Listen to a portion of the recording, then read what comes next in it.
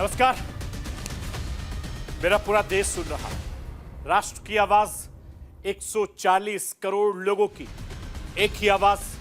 आपके साथ मैं हूं सरफराज।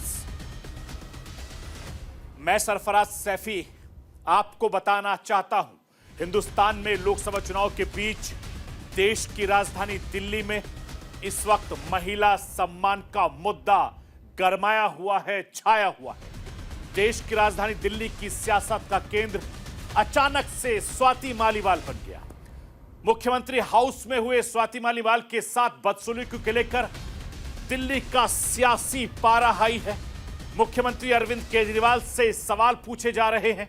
स्वाति मालीवाल की शिकायत के बाद दिल्ली पुलिस ने विभव कुमार पर एफआईआर दर्ज करने की कार्रवाई तेज कर दी। दिल्ली पुलिस ने मुख्यमंत्री आवास में सिक्योरिटी हेड से 13 मई को मौजूद पुलिसकर्मियों की जानकारी मांगी है।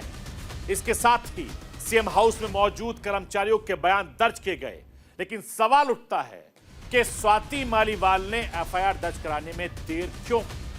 आखिर इस मामले में अब तक क्या क्या हुआ है, आज आपको राष्ट्र की आवाज के जरिए बताने, दिखाने, समझाने की कोशिश करूंगा।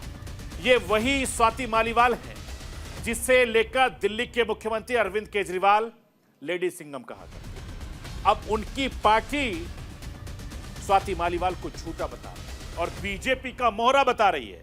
लेकिन यही आम आदमी पार्टी 2 दिन पहले स्वाति से बदसलूकी की घटना को सच बताई थी और विभव कुमार पर कार्रवाई की बात की थी।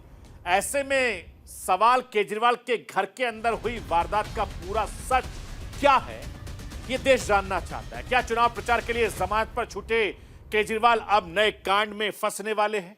और इस कांड के बाद महिला सम्मान और सुरक्षा के मोर्चे पर आम आदमी पार्टी पूरी तरीके से घिर गई है। आखिर कैसे, आज राष्ट्र की आवाज के जरिए यह भी आपको बताऊंगा। पिटाई के मामले पर दिल्ली की सियासी पारा लगातार हाई है। दिल्ली में चुनाव भी होने हैं और इस मामले को बीजेपी ने अपना सियासी हथियार बना लिया। इस वारदात के बाद से इंडिया गठबंधन के कई सहयोगी दलों ने आम आदमी पार्टी से दूरी बनानी शुरू कर दी है। इसमें कांग्रेस सबसे आगे है। कांग्रेस का दिल्ली में आम आदमी पार्टी के साथ गठबंधन है, मगर अब उनके बड़े नेता केजरीवाल के साथ प्रचार करने से बचने लगे हैं। कांग्रेस नेता राहुल गांधी दिल्ली में शनिवार को पहली चुनावी रैली करने वाले हैं। लेकिन हैरानी की बात यह है कि कांग्रेस ने इस रैली के लिए दिल्ली के मुख्यमंत्री अरविंद केजरीवाल को न्योता नहीं दिया है। सवाल यह भी उठता है, आखिर कांग्रेस केजरीवाल से दूरी क्यों बना रही है? इसके पीछे मकसद क्या है? यह भी आज आपको राष्ट्र की आवाज के जरिए समझाने की कोशिश करूंगा। मैं अपने हिंदुस्तान के कोने कोने की आवाज को दिल्ली तक पहुंचाता हूं। दिल्ली की आवाज को देश दुनिया के कोने कोने तक पहुंचाता हूं। नेताओं की आवाज को मैं आम लोगों तक पहुंचाता हूं। आम लोगों की आवाज को मैं अपने देश के हुक्मरानों तक पहुंचाता हूं। आपकी आवाज से मिलती है मेरी आवाज और बन जाती है राष्ट्र की आवाज।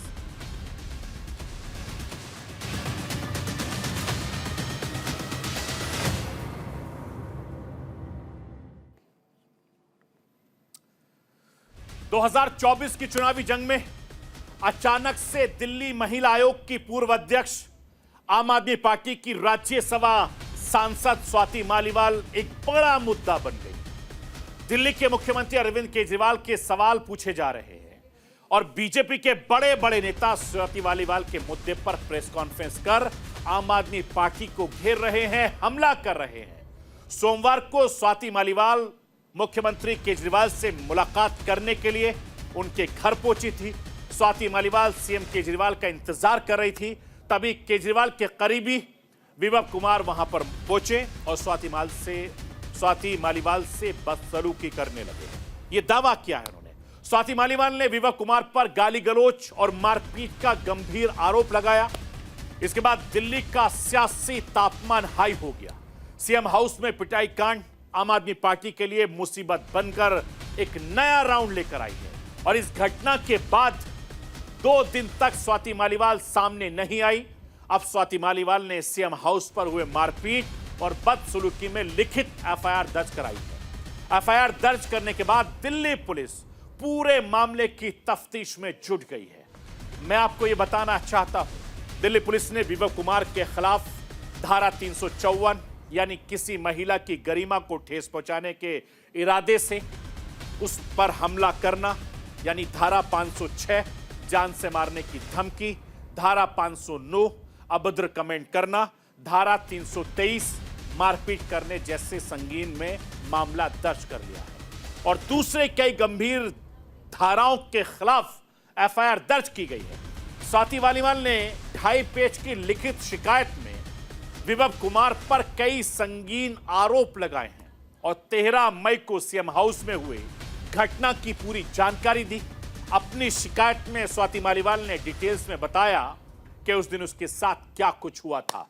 राष्ट्र के आवाज के जरिए आपको स्वाति मालीवाल ने अपनी शिकायत में विभव कुमार पर क्या क्या आरोप लगाए वो आपको समझाना चाहता हूं।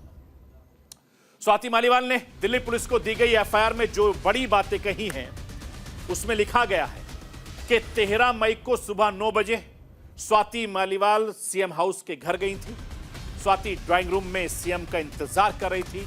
विभव कुमार ने ड्राइंग रूम में आकर उन्हें गालियां दी। विभव ने स्वाति को 7-8 थप्पड़ मारे, शर्ट ऊपर खींच दी, शर्ट के बटन खुल गए, लातों से पेट और पेट के निचले हिस्से में वार किया, सेंटर टेबल से सिर टकरा गया, चश्मा टूट गया। स्वाति मालीवाल बचने के लिए चिल्लाती रही। विभव ने स्वाति को हाथ पैर तोड़ने की धमकी दी। ये तमाम गंभीर आरोप अपनी एफआईआर में लगाए हैं। मैं आपको यह भी बताना चाहता हूं कि स्वाति मालीवाल के इस आरोपों के बाद दिल्ली पुलिस एक्टिव हो गई, ताबड़तोड़ कार्रवाई कर रही है और इस बीच 13 मई की घटना का एक कथित वीडियो सामने आया है। इसमें दावा किया गया है कि यह वीडियो 13 मई को मालीवाल के साथ हुई घटना का है और इस वीडियो में दिख रही है स्वाति मालीवाल सीएम हाउस के अंदर बैठी है, जहां कुछ कर्मचारी स्वाति मालीवाल को बाहर आने के लिए कहते हैं और इस दौरान वो विभव कुमार पर गुस्सा हो रही हैं। इस वीडियो के सामने आने के बाद स्वाति मालीवाल ने सवाल उठाया है कि इस वीडियो पर स्वाति मालीवाल ने अपनी प्रतिक्रिया भी जाहिर की है। स्वाति मालीवाल ने सोशल मीडिया पोस्ट पर एक लंबा चौड़ी बात कही है। उन्होंने लिखा है कि हर बार की तरह इस बार भी राजनीतिक हिटमैन ने खुद को बचाने की कोशिश शुरू कर दी है। अपने लोगों से ट्वीट करवाकर आधी अधूरी वीडियो चलाकर इसे लगता है कि यह अपराध को अंजाम देकर खुद को बचा लेगा। कोई किसी को पीटते हुए वीडियो बनाता है भला? घर के अंदर की और कैमरे की सीसीटीवी फुटेज की जांच होते ही सच सबके सामने होगा। जिस हद तक गिर सकता है गिर जा, भगवान देख रहा है। एक न एक दिन सच्चाई सबके सामने होगी, दुनिया के सामने होगी। ये स्वाति मालीवाल ने ट्वीट के जरिए कहा है और इस पूरे मामले पर एनसीडब्ल्यू की चीफ रेखा शर्मा ने क्या कुछ कहा वो भी राष्ट्र की आवाज के जरिए आपको सुनवाना चाहता हूं। सुनिए रेखा शर्मा। उसी दिन सुओ मोटो लिया जैसे ही मैंने ये सोशल मीडिया पे पढ़ा और पुलिस को एक चिट्ठी लिखी। मैं क्लोजली वॉच कर रही थी, ट्वीट्स पे भी मैं स्वाति जी को कह रही थी कि आप बाहर आएँ और कंप्लेंट करें। मुझे लगता है वो ट्रॉमेटाइज थी क्योंकि अपने ही लीडर के घर कोई एक्सपेक्ट नहीं कर सकता कि इस तरह से मार पिटाई होगी, वो भी एक एमपी की, राज्यसभा एमपी की, जो हमेशा खुद महिलाओं की बात उठाती रही हैं। हमारे चाहे कितने भी डिफरेंसेस रहे हों लेकिन हम हमेशा एक दूसरे के साथ खड़े रहे और मैं हमेशा उसके साथ खड़ी हूँ। इसीलिए मैंने ट्वीट पे कहा कि I am with you, you come out and complain. काफ़ी मुझे लगता है सोचने के बाद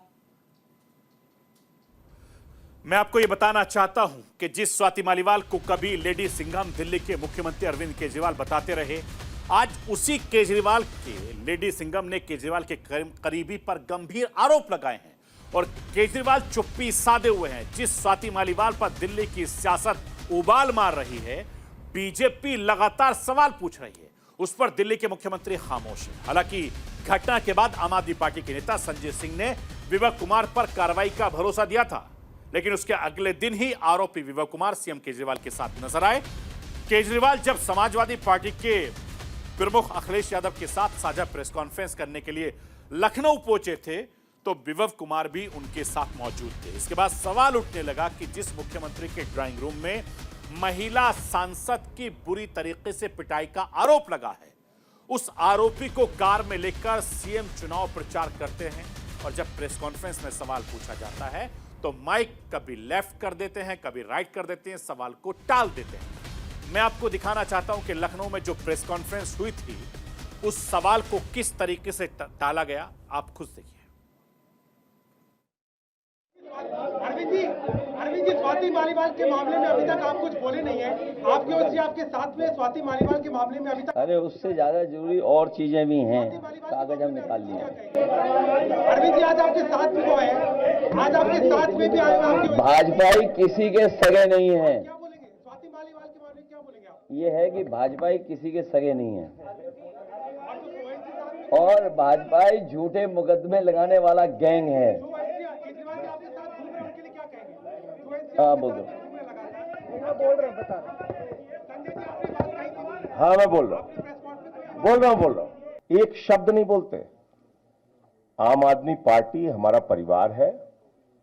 पार्टी ने अपना रुख साफ कर दिया है और मैं चाहता हूं जितने विषय मैंने आपके सामने रखे हैं, देश के प्रधानमंत्री और भारतीय जनता पार्टी को जवाब देना चाहिए। स्वाति मालीवाल के मामले में जवाब देना, जब वो पहलवान बेटियों के लिए जंतर मंतर पे न्याय मांगने गई थी स्वाति मालीवाल जी, उस समय घसीट के मरवाया पुलिस वालों से। तो इसलिए इस पर राजनीतिक खेल ना खेलें, मैं सिर्फ इतना कहना चाहता हूं। मैं आपको यह बताना चाहता हूं कि 14 तारीख को संजय सिंह ने खुद बताया था कि महिला सांसद स्वाति मालीवाल से देश की राजधानी दिल्ली में मुख्यमंत्री आवास के अंदर मुख्यमंत्री के पीए विभव कुमार ने अभद्रता की है। और संजय सिंह के मुताबिक केजरीवाल ने सख्त कार्रवाई करने का भरोसा दिया था, लेकिन फिर आखिर क्या हुआ कि अगले ही दिन आरोपी विभव कुमार केजरीवाल के साथ नजर आए। जब आम आदमी पार्टी खुद मानती है कि स्वाति मालीवाल के साथ विभव ने बदसलूकी की है, उसी विभव के खिलाफ एक्शन लेने की वजह से केजरीवाल साथ लेकर उसको चलते हैं। तो जनता के मन में कई सवाल उठते हैं और ये सवाल लगातार लोग पूछ रहे हैं। पिटवाने के आरोप पर सीएम केजरीवाल खामोश क्यों हैं? ये तमाम लोग जानना चाहते हैं। आम आदमी पार्टी के बयान के बावजूद आरोपी पर अब तक कार्रवाई क्यों नहीं हो रही? क्या परिवार का मामला बताकर आप महिला अत्याचार का समर्थन कर रहे हैं? स्वाति मालीवाल ने केस दर्ज करने में 3 दिन की देरी क्यों की? स्वाति मालीवाल ने सीएम की शिकायत क्यों नहीं की? क्या सीएम के ड्राइंग रूम में स्वाति की सचमुच पिटाई हुई है? ये तमाम वो सवाल हैं जिसका जवाब हर कोई जानना चाहता है। और इस पूरी वारदात के बाद अब चुनावी राजनीति चरम पर है, क्योंकि दिल्ली में चुनाव होना है। बीजेपी के तमाम बड़े नेता सवाल उठा रहे हैं, केजरीवाल से माफी मांगने की मांग कर रहे हैं। भारतीय जनता पार्टी लगातार इस पूरे मामले में दिल्ली में विरोध प्रदर्शन कर रही है। मैं आपको केंद्रीय मंत्री वित्त मंत्री निर्मला सीतारमण को सुनवाना चाहता हूं। सुनिए कि इस मामले पर वो क्या कुछ कह रही हैं दिल्ली में। लगातार 13 मई से आज तक एक शब्द तक नहीं बोला चीफ मिनिस्टर केजरीवाल उनके पार्टी के राज्यसभा महिला सदस्य, उनके ऊपर जो हमला हुआ है उस विषय में मान्यता होना ही नहीं चाहिए। उन्हीं के पार्टी के राज्यसभा सदस्य महिला जो दिल्ली महिला आयोग के चीफ थे और महिला के विषय में इतनी सारे बातें करने वाले चीफ मिनिस्टर आज तक उसके ऊपर एक भी शब्द नहीं बोला। ऐसे सीएम केजरीवाल पूरे सामने आकर के क्षमा मांगना चाहिए। मैं आपको यह बताना चाहता हूं कि इस पूरे मामले को लेकर दिल्ली में सियासी पारा हाई है, तो वहीं दिल्ली पुलिस ने इस पूरे मामले की घटनाक्रम में तेजी से जांच करने में जुट गई है।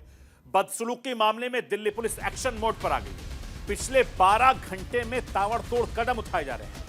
शाम होते होते दिल्ली पुलिस की फॉरेंसिक टीम के साथ मुख्यमंत्री अरविंद केजरीवाल के घर पहुंची और क्राइम सीन रिक्रिएट किया। इस दौरान स्वाति मालीवाल भी सीएम हाउस में मौजूद रही। इस दौरान स्वाति मालीवाल ने दिल्ली पुलिस को बताया कि 13 मई को कब दाखिल हुई थी, तब वहां क्या क्या हुआ था, कौन कौन सीएम हाउस में मौजूद था। और दूसरी तरफ इस पूरे मामले में आम आदमी पार्टी ने यू टर्न ले लिया। विभव कुमार के खिलाफ कार्रवाई की जगह आप अब उसको बचाव में उतर आइए। शाम करीब 6 बजे दिल्ली की कैबिनेट मंत्री आतिशी ने प्रेस कॉन्फ्रेंस की और इस पूरे मामले में आतिशी ने कहा कि स्वाति मालीवाल झूठ बोल रही है। आतिशी ने बताया स्वाति को बीजेपी का मोहरा भी बताया। मैं राष्ट्र के आवाज के जरिए आतिशी को सुनवाना चाहता हूं, सुन लीजिए आतिशी भी किस तरीके से अपने पार्टी का बचाव कर रही हैं, विभव का बचाव कर रही हैं और स्वाति मालीवाल पर आरोप लगा रही हैं। जब से अरविंद केजरीवाल जी को बेल मिली है, जमानत मिली है और भारतीय जनता पार्टी द्वारा लगाए गए झूठे केसों से वो तिहाड़ जेल से बाहर आए हैं, तब से भारतीय जनता पार्टी बौखलाई हुई है। और इसी बौखलाहट के तहत भारतीय जनता पार्टी ने एक साजिश रची, एक षड्यंत्र रचा और उस षड्यंत्र के तहत स्वाति मालीवाल जी को दिल्ली के मुख्यमंत्री अरविंद केजरीवाल जी के घर 13 मई को सुबह सुबह भेजा गया। इस षड्यंत्र का इरादा था अरविंद केजरीवाल जी पर झूठे आरोप लगाना। स्वाति मालीवाल जी इस षड्यंत्र का चेहरा थी, स्वाति मालीवाल जी इस षड्यंत्र का मोहरा थी। मैं आपको यह बताना चाहता हूं कि चुनाव के 4 दौर निकल गए हैं, बाकी के 3 चरण बाकी हैं। चुनाव के 6ठे चरण में दिल्ली की 7 सीटों पर चुनाव होना है। दिल्ली में आम आदमी पार्टी की सरकार है, लेकिन मनी लॉन्ड्रिंग में फंसी आम आदमी पार्टी पहले ही मुश्किल वक्त से गुजर रही है। अब स्वाति मालीवाल की पिटाई का मामला सामने आने के बाद आम आदमी पार्टी और ज्यादा मुश्किल में घिर गई। पिटाई के मामले पर दिल्ली की सियासत बहुत ज्यादा हाई है। बीजेपी से अब चुनावी मुद्दा बना रही है, क्योंकि मामला महिला सुरक्षा को लेकर है और केजरीवाल के घर में हुई कथित बदतमीजी और मारपीट की घटना का असर राजनीतिक हलकों में काफी दूर तक देखने को मिल रहा है। इस घटना के बाद से इंडिया गठबंधन के कई सहयोगी दलों में आम आदमी पार्टी से दूरी बनाना शुरू कर दिया। इसमें कांग्रेस सबसे आगे है। कांग्रेस का दिल्ली में आम आदमी पार्टी के साथ गठबंधन है, मगर अब उनके बड़े नेता केजरीवाल के साथ प्रचार करने से बच रहे हैं। कांग्रेस नेता राहुल गांधी दिल्ली में शनिवार को पहली चुनावी रैली करने जा रहे हैं। ये रैली चांदनी चौक लोकसभा सीट पर होगी। कांग्रेस को इस सीट पर जीत की उम्मीद है, लेकिन हैरानी की बात यह है कि कांग्रेस ने इस रैली के लिए दिल्ली के मुख्यमंत्री अरविंद केजरीवाल को न्योता नहीं दिया है। अब सवाल यह उठता है कि आखिर कांग्रेस पार्टी या फिर राहुल गांधी केजरीवाल से दूरी क्यों बना रहे हैं, जबकि कुछ दिन पहले केजरीवाल ने कांग्रेस के उम्मीदवारों के लिए दिल्ली में रोड शो किया था। इंडिया गठबंधन के बिखरते कुनबे को लेकर फतेहपुर में प्रधानमंत्री नरेंद्र मोदी पर तंज कसा। पीएम मोदी ने क्या कुछ कहा, वो भी राष्ट्र की आवाज के जरिए आपको सुनवाना चाहता हूं। सुनिए हिंदुस्तान के प्रधानमंत्री नरेंद्र मोदी को। इन 4 चरणों में ही इंडी गठबंधन को सपा, कांग्रेस और उसके साथीदारों को चारों खाने चित्त कर दिया है।